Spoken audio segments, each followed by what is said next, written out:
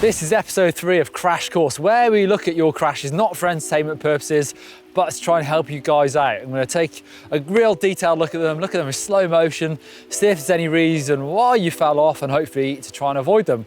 But before we get into it, make sure you subscribe and hit the bell notifications so you know when we do an upload. Right, who's the first person? This one's from Callum, who is riding in Cody Brennan on a Lapierre Edge, I think. He says he's got a big cut on his elbow and got bruises everywhere. So check out his crash.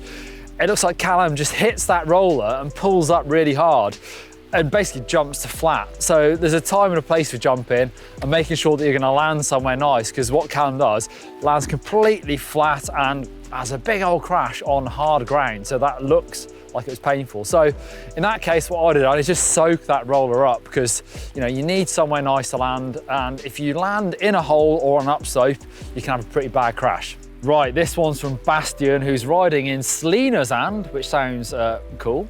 This is his first ride after an injury and in for a new one. Ooh, check this one out. It's a lot of winded noises and it sounds very painful.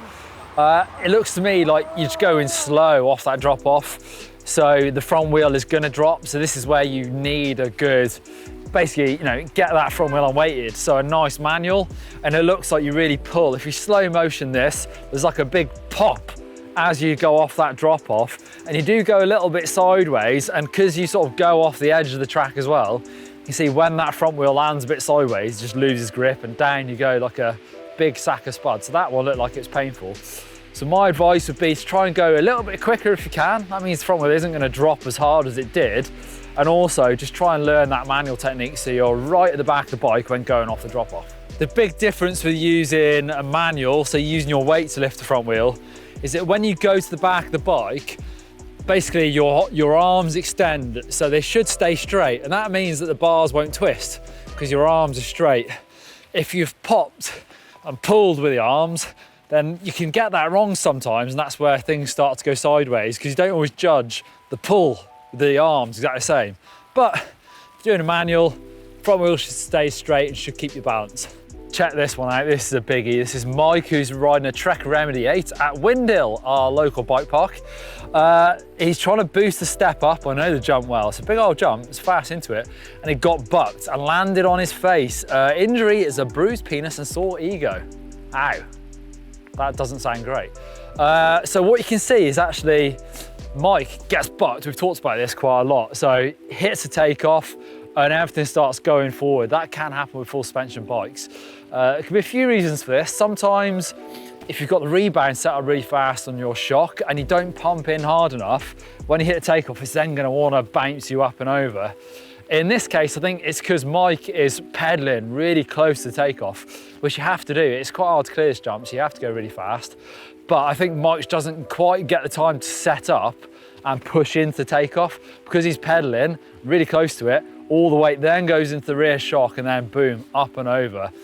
And you can see he tries to bail. It's definitely something that's worth learning. If you're getting into doing really big jumps, I know when I was quite young, I used to ride dirt jumps or BMX trails all the time, and I learned how to bail. So if you're jumping a double and you're not going to clear it, to go over the bars, it's going to save you a lot of the times.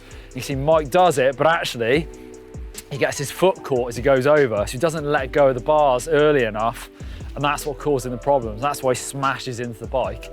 I think once you know you're going up and over and you're likely to go over the bars, it's probably better to just ditch the bike, jump up and over the bars. It's not pretty, but you're probably going to get away without smashing onto the bike and hopefully without hurting yourself.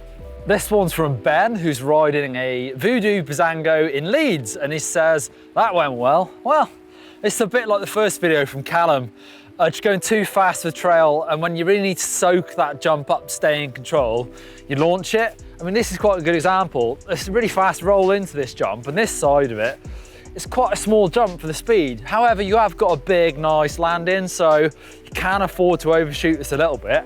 However, from that takeoff, if I jumped all the way to the flat, then you're gonna get into trouble. So it's changing what you do to fit the trail. And sometimes launching it is good, sometimes it can cause you big trouble.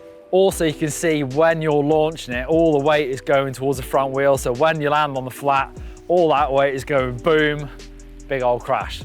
Check this one out from Harrison. He's riding a Cube Aim hardtail, riding in Damma Bike Park. A fair dude's absolutely launching it when, if I'm honest, you don't look super comfortable on jumps. It goes wrong straight from the takeoff. Bike is going sideways and the front wheel's so high that when you come down to the landing, obviously the angle of the bike isn't matching the landing, so front wheel's way up in the air and sideways. So there's a pretty decent face plant and grind. So hopefully that wasn't too bad. But yeah, I would say there's a few things going wrong here, and it's trying to make sure you're comfortable with jumps before you start sending it too much.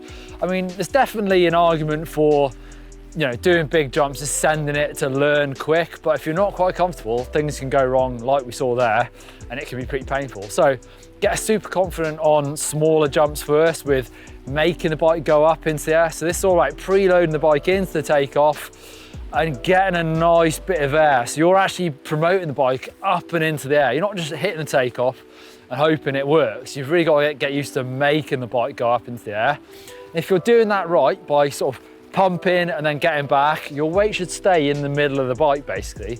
So that should mean it shouldn't go sideways like it is, but definitely, you know, A+ for effort there, but I would say take it back a step, get super comfortable, and then hopefully the big jumps will come easier. Because on a big jump, you're in the air for so much longer. If it goes wrong on the takeoff, it's gonna get worse and worse. There you go, keep sending us your fails using the uploader. The link to that is down below. Super easy to do. Stick it in the fails and bails and we'll get to see them. If you wanna see the previous editions of this series of videos, Crash Course, then episodes 1 and 2 are over there. Give us a thumbs up if you don't like crashing. If you're trying to fix your problems, don't forget to subscribe. See you later.